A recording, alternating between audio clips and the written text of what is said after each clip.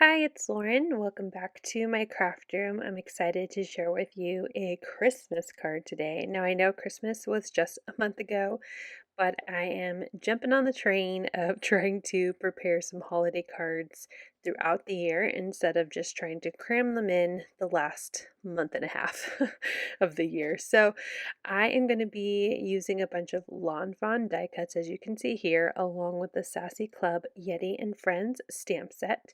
I am starting by cutting out my forest backdrop as well as a cloud out of some white cardstock, and I'm just sharing how I am putting my dies onto the cardstock and then I'm running it through my die cut machine. Once those are done, I'm going to cut out one of my stitched mountain borders, and there you can see that will be part of my background. I also cut out some trees out of some green cardstock, and I have a horizontal card base and some blue cardstock that will be the blue background of my card. So I'm going to glue that blue background directly to my card base, and this will be the first layer of my card. Next, I'm going to glue on my mountains. They are a little wider than my card, so I'm just going to line up to the edge of the blue paper and use a pencil to mark where I need to trim my mountains, because as you can see, they're not going to show behind my forest backdrop. So I will just approximately make a mark where I need to cut it, and then I will grab a guillotine trimmer and just trim off the excess. Once that's trimmed, I will add some wet glue behind the mountains and I will add them to the blue cardstock. My mountains are just out of some white cardstock because they are snowy mountains and I am creating a scene inspired from a pretty popular Christmas movie, and the mountains are all completely covered in snow. I'm adding a little white puffy cloud and then I can start working on the next layer of my card. So my forest backdrop, I wanted to have green trees where it looked like snow was kind of sitting on the edges of my tree branches. So I am going to add my green trees, and they do overlap. So I die cut some trees out of white, and I'm just using those little scalloped inserts to add into my tree. So I'm gluing down the green, and then I will get a jewel picker and my wet glue, and I'm going to add that wet glue into those little scallop areas. Now it may not seem necessary right now because it is white already in the background, but I will be layering another tree and I wanted it to be flush, these little scallop pieces. So I'm just using my jewel picker and adding those inside the cutout, and I will repeat that for the top part of the tree as well. Next, I will glue on the smaller tree. I'm overlapping it, so just like the larger one, I'm going to add wet glue behind the green cardstock, and then I will glue that down. And then using my jewel picker and wet glue, I will add in those smaller scallops again. So as you can see right now, because those scallops are cut out, I can see the green from the tree behind it. So just adding glue so that way it looks like it's all white, like snow is sitting on the edge of the tree branches.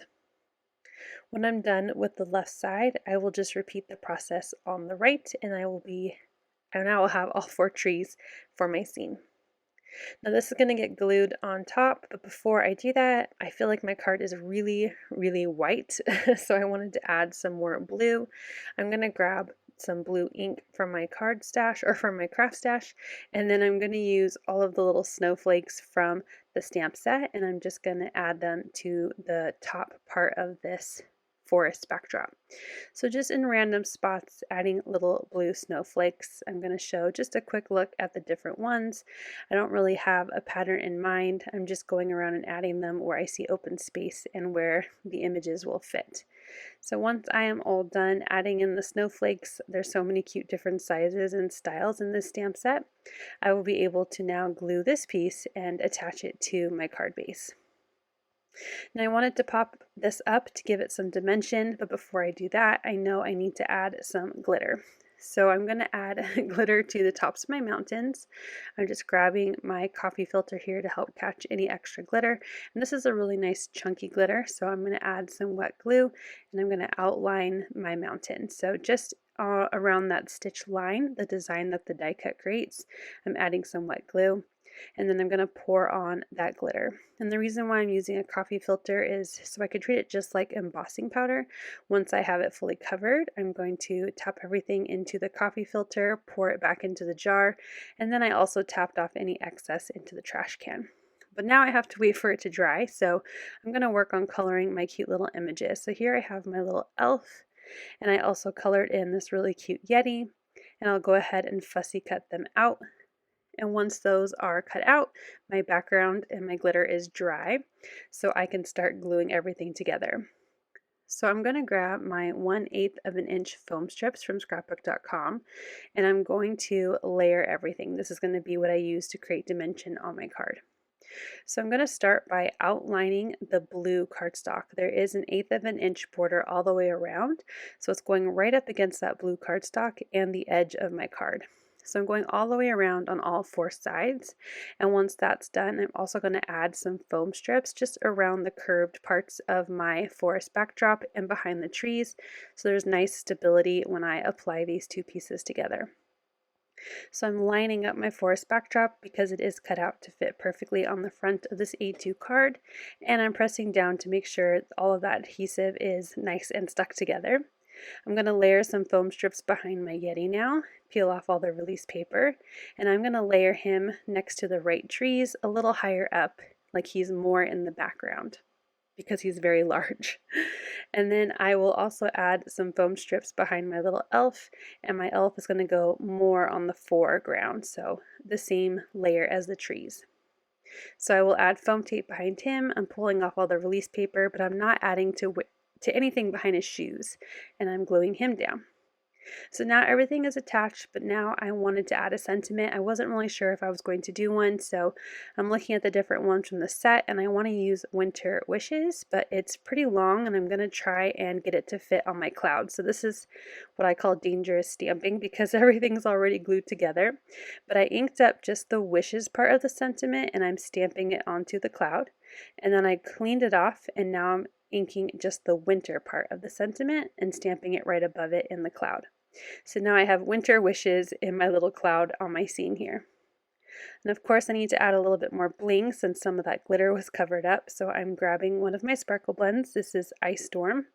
And I'm going to use my jewel picker and just pick out some of these iridescent sequins to put around my card. Use my jewel picker and wet glue to glue them down, and that will finish it up. I'm using my bone folder here just to help crease my card. And here is a final look at how this Christmas card turned out. It's my first one of the year and I really love it.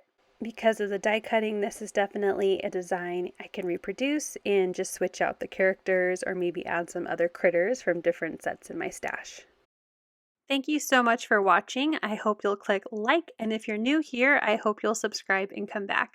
As always, you can find everything I use down below in the description box. Thank you and have a wonderful day. Bye!